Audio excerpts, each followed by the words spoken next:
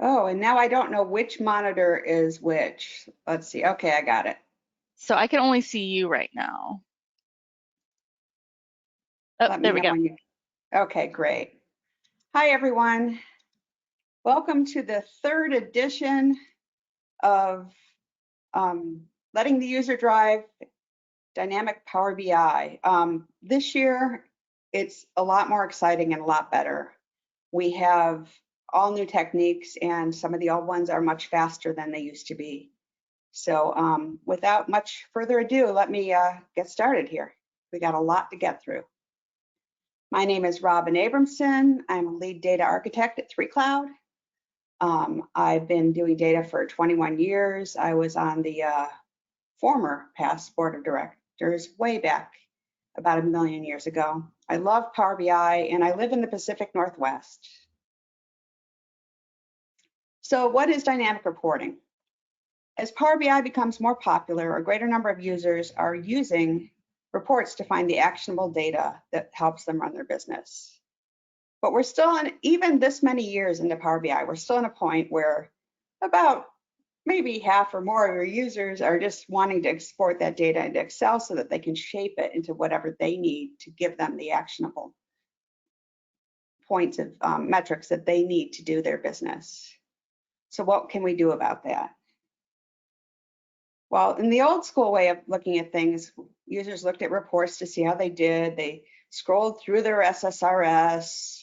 They took that data out, they put it into Excel, they analyzed it, and they found what seemed like the right points of data to work with.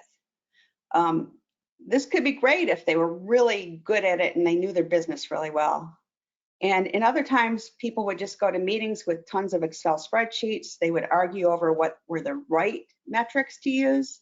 They would argue over what the right numbers were to use if they were using slightly different formulas. So now that we have Power BI, we have a chance to stop that kind of data and start giving them reports that give them the data they need without having to do it all themselves. They can save all that time every day. They can just look at the report that gives them the options that they need to change the data in the way they need. Well, not the data itself, but the way they view the data.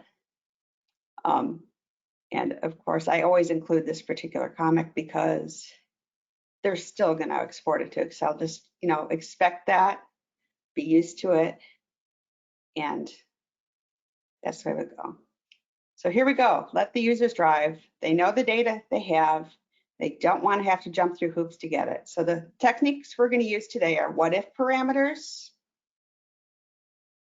slicer tables, measures with switch, unpivoted data, dynamic lines in graphs, tabular editor calculation groups, and changing and vanishing trend lines. Some of these came from the very first time I did this webinar a few years ago, and each year this gets a little bit larger and a little bit more complex. So we have a lot to go through today. Today we're using the Iowa State Liquor Sales Data Database. It has about 4.5 million rows, and those rows are all in the report we're looking at. Everything you're looking at has 4.5 million rows that it's querying, so you know this is how slow, if it's going to be slow, or how fast it's going to be if it's fast.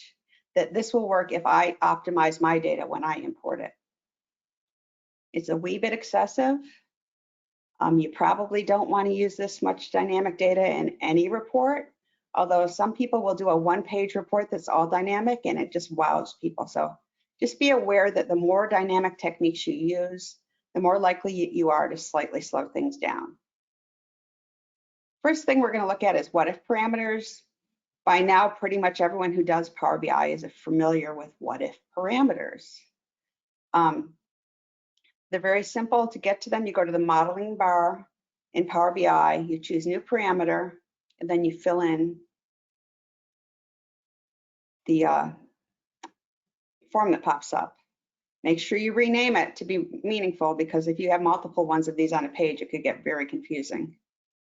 And then just add it to the measures as another table in your Power BI report.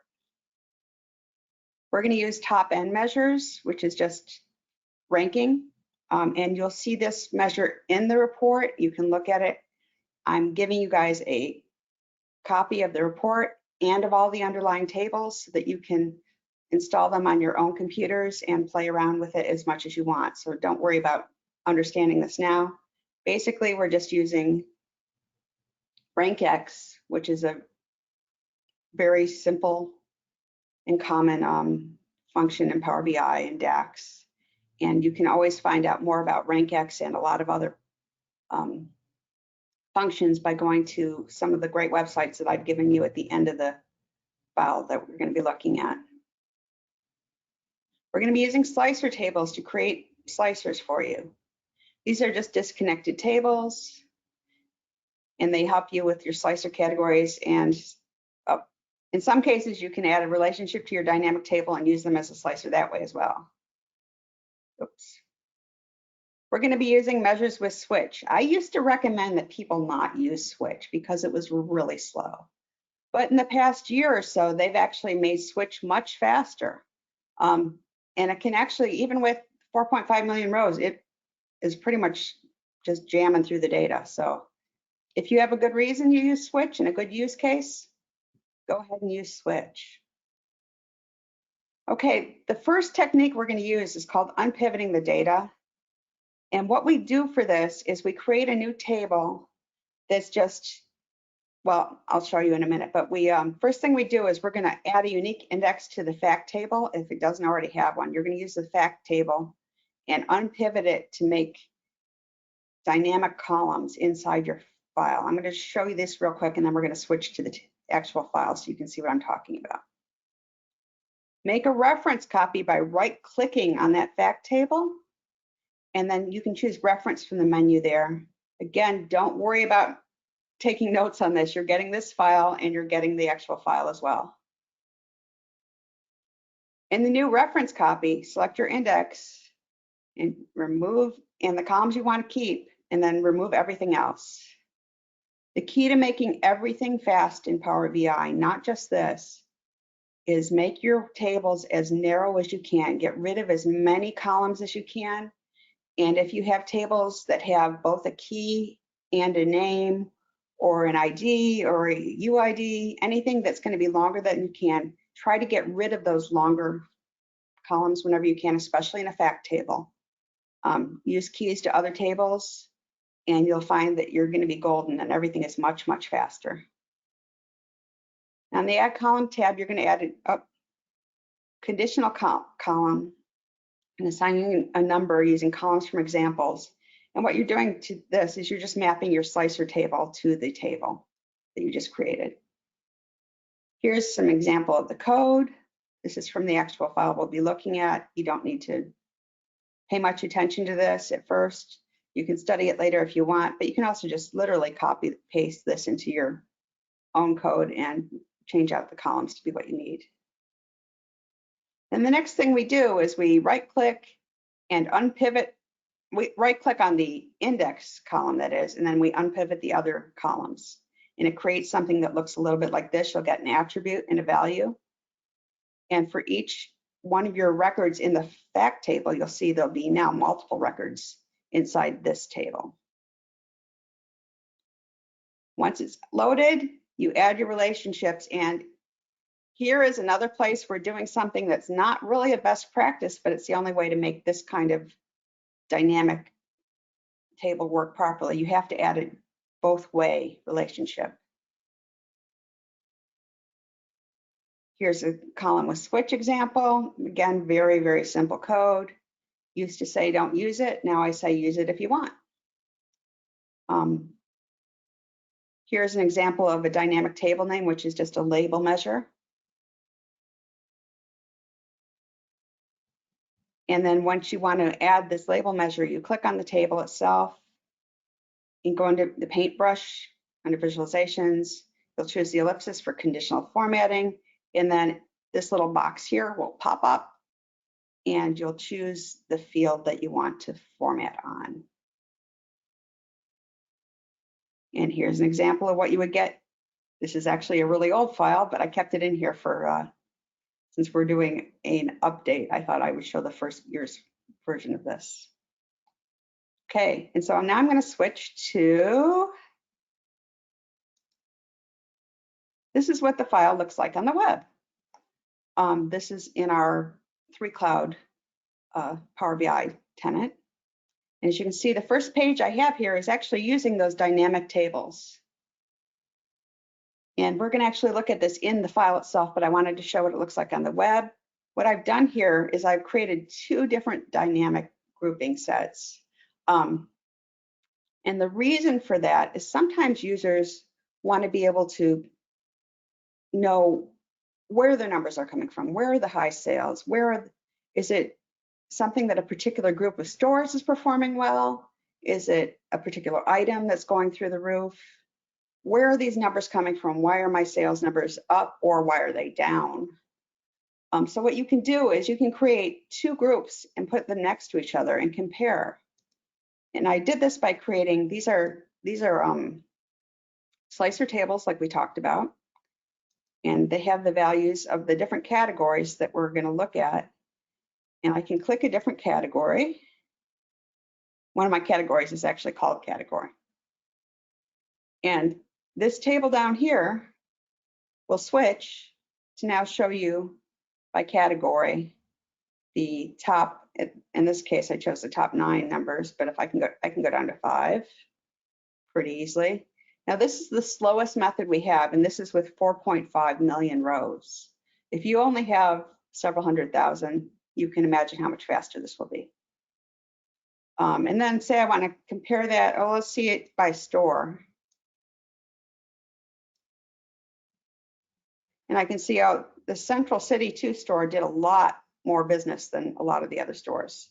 So maybe that's why this particular one.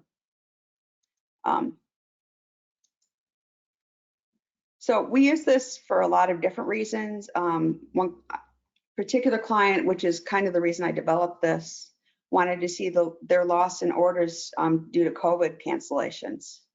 So we were able to look at the difference between the cancellations that were due to supply chain disruption versus, just not having a warehouse where their people were working. This was early on in the pandemic.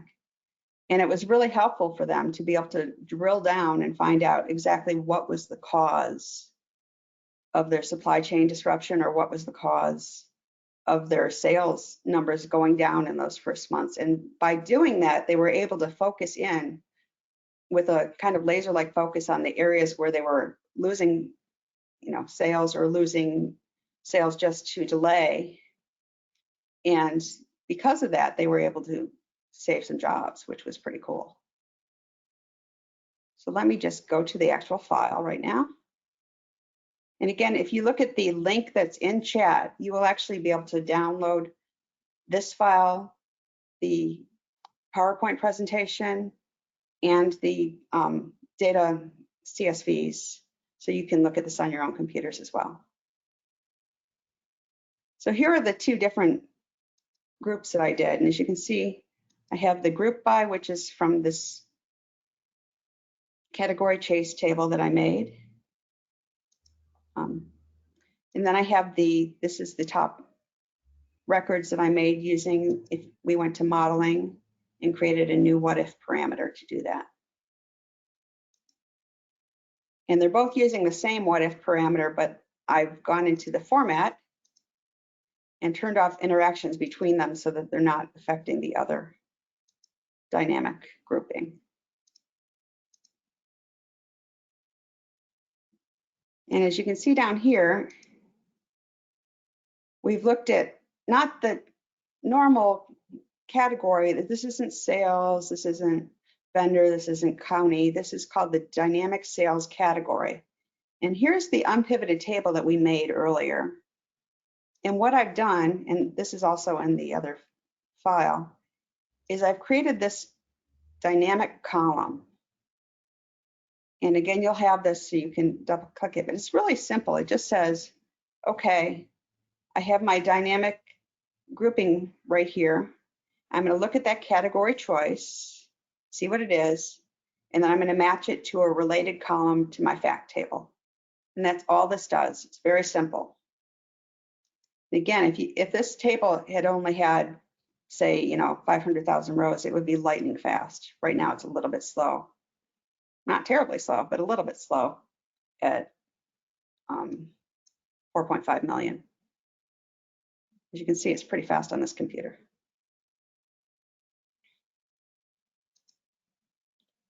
So now another thing, oops, let me get that out of your way. Another thing that I really like to do for, especially if you have either users who are doing retail, or if they have special periods of the year where they're getting a lot of income, or where they're expending a lot of capital, you may want to compare date periods without similar characteristics, at least as far as Power BI sees it. You're not going to say, show me the last 3 months. You're going to say, show me 4 days in January, 6 days in March, and 3 days in July.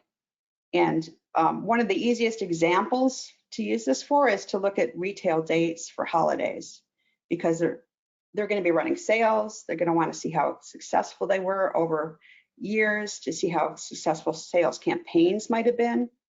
And so what we do for this is we create a custom table.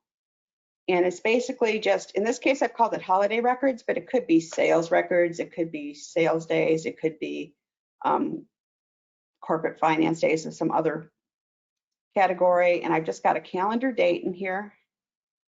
And it's just a regular table. If I go to show you what the data is in here, you'll see I've got the name of what I'm calling holiday. You could call it whatever you wanted.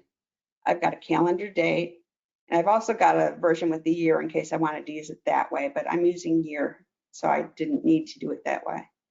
But if you wanted to show a slicer that showed the year, you could do that as well. So what I did with that was I then said, okay, so here's all the holidays that my fictional retail shop wants to look at, or retail conglomerate. And here's different years. So say I want to look at the difference between 2019 New Year's Day and 2020 New Year's Day. And here it's going to show me the top 6 sales records for 2020 and the top 6 vendors for total sales in 2020. And I can also change what measure it's using. This is actually using a switch right here, which is what we talked about earlier. Again, you'll have these. And it also has this slicer table here that we spoke of. This is the one of the slicer tables that's quantity or sales. It's disconnected. It doesn't have a relationship to anything else at all. So in our measures, you'll be able to look. You'll see that we use switch here. And it's very simple. I just get the selected value of this slicer table right up here.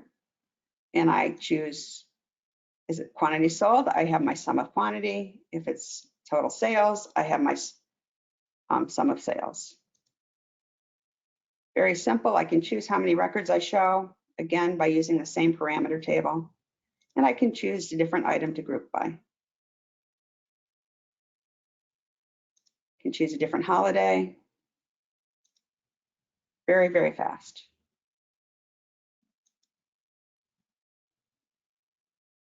Okay, so now we're going to get to some of the new cool stuff.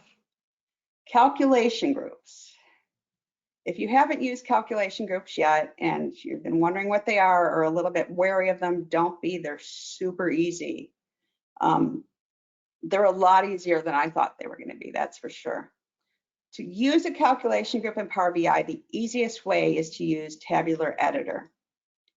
Now, you can get Tabular Editor 3, which is which will cost you money per month. Or if you want to start out the easy way, you can use Tabular Editor 2.1.6, I think it is. And I'll show you this in a second. All the calculation groups in this report I made specifically with the free version of Tabular Editor. You'll be able to get the download from this file, or you can just Google it and get the download. If you want to try out the free version before you even think about going to the paid version. And you can just use the free version for however long you want. They don't actually stop you from doing that. They don't mind. It's not as up to date and doesn't have all the fancy features, but for just making calculation groups, you don't need them. So in this particular report, we've made 3 calculation groups. I've made one called date to slice by, which just changes the date relationship for selected visualizations. It's the same as if you used use relationship inside of measure. Measure choice, which is switching back and forth between the measures and a visualization, which is very cool. It's similar to switch, but it's more simple and it's faster, although we're not having any problems really with this report being slow. And then we have what are really cool, which are time intelligence functions inside a calculation group. This reduces the need to have a bunch of measures in the report for time intelligence. Instead of having one that's same period last year, same period 2 years ago, month to date, year to date, they're all contained in a calculation group, and it simplifies your report a great deal and makes it a lot easier to use. So to use a calculation group, I'm going to go ahead and click Tabular Editor and drag it onto my screen. And the way you do it is it'll pop up with this. It's going to be connected to your file. You can see right now that since I opened it from Power BI, it knows which file it's connected to, and it's connected via localhost. If I scroll down and go to the tables version, you'll see all my tables are here. But I've also created my calculation groups here. And where are they? Oh, here we go. Time intelligence. This is a calculation group. To do this, and this is the really simple thing about calculation groups, you go to tables, create new calculation group. Name it whatever you like. And then the next thing I would do at this point is hit create new, right click, create new calculation item, and create a new calculation item, give it a name, my item, and oops, well, it doesn't matter. I'm going to delete it in a second anyways. But, and you can also, if you have several items in your calculation group, you can use the ordinal to put them in the order that you want them, which can be really useful if you're using them in a slicer or something. So let me get rid of this now that I've shown you it. And I'll show you one that we're actually using, which is time intelligence. This calculation group, I've only put 3 items in, but you could have all the time intelligence items that you want inside this. And all it does is it looks at the selected measure. So whatever measure that you have in the visualization that you're using this in is saying, okay, for month to date, if I've chosen month to date, I'm going to use dates month to date. Year to date, I'm going to use dates year to date. Past year, I'm going to use selected same period last year. The same DAX that you would write inside a measure, but you're putting it in here, and instead of using a measure name, you're using selected measure here and giving it a name here. Once I'm done with this, all I do is I go to File, Save, and what happens is it updates this report with what I just did. And if you look here now, you'll see I have a table called Time Intelligence, but it only has one field called Name.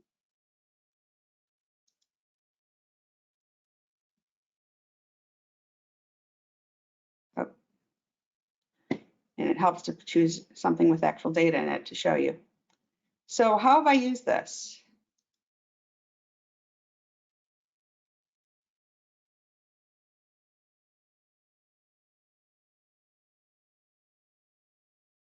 I've got measure to use, which is called selected measure. If you remember correctly, we had selected measure in our calculation group. So I've used that as my value in these 2 fields. And these are my 2 calculation groups that are in this measure choice table that I've created here. which is also another calculation group, by the way. I can show you that if you'd like.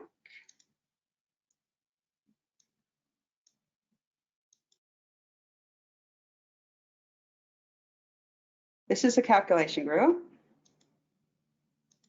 And here are my items, which are just sales amount, sum of sales, or bottle quantity, which is just sum of quantity. And that's all I did was I put these into a slicer now, and I can now reference them inside these visualizations. And again, it's super fast. I can change what I'm looking at. Oh, how did we do on this last year? Oh, that's not bad. How are we doing so far this month? Okay. It allows your users to quickly cycle through things without having to look at tons and tons of visualizations on the page. You can still put multiple visualizations on the page, but you no longer have to. You can let them drill down into the data that interests them the most. So let me just check how we're doing on time. We're doing okay. I'm trying to leave a lot of time for questions. So these are how calculation groups work. I imagine we're going to have lots of questions about this, but they're great. I can't emphasize enough how much you need to learn calculation groups. Even if you're new to Power BI, this is something that's not hard to learn. If you go to SQLBI.com, they have some great examples there, some great articles on it as well.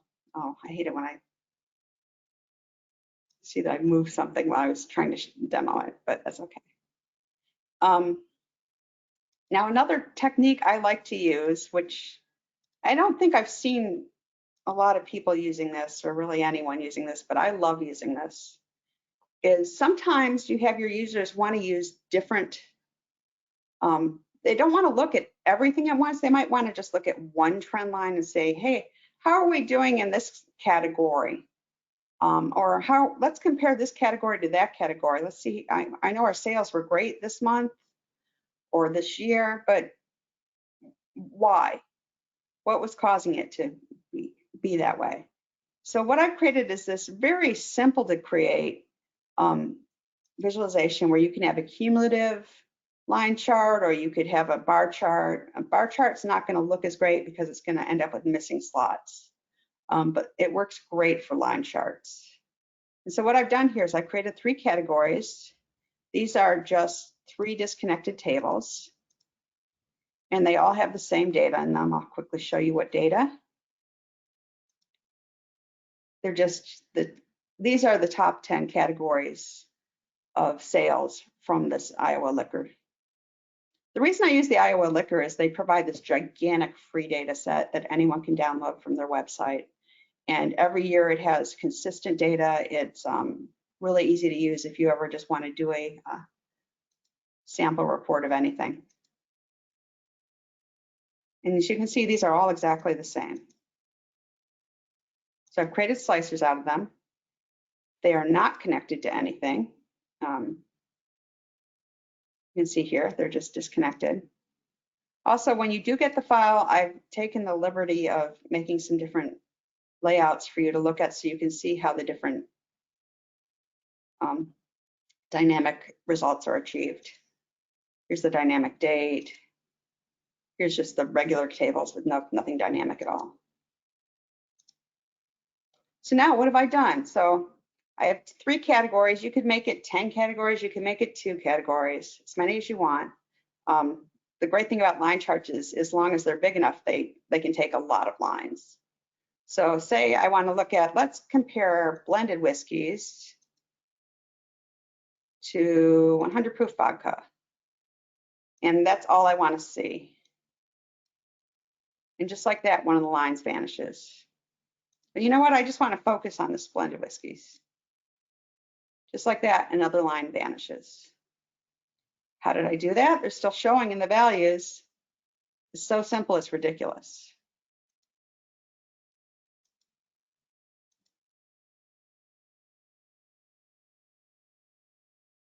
I'm using this very simple, normal, cumulative measure, as you can see. But what I've done is, wait, I've got to find it.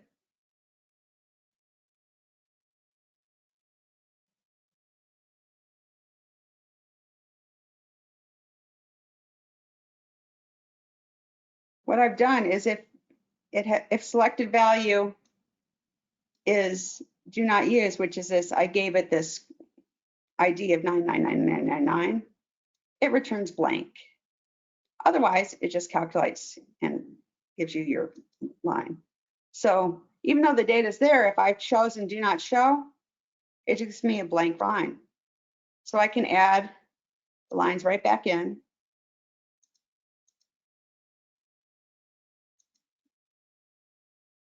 They're easier to see when they're different.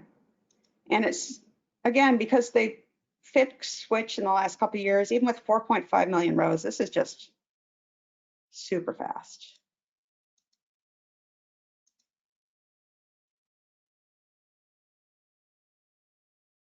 So that is it. I've provided you with a page of resources that you can go to. There's also, I mean, I can't recommend these guys enough, but there's another million great Power BI resources on the web that you can go to. Just Google Power BI. And I guess if that's it, I am ready to take questions. So, the only questions we had were about the file. So I sent it to everyone, and I think that that's all we have right now.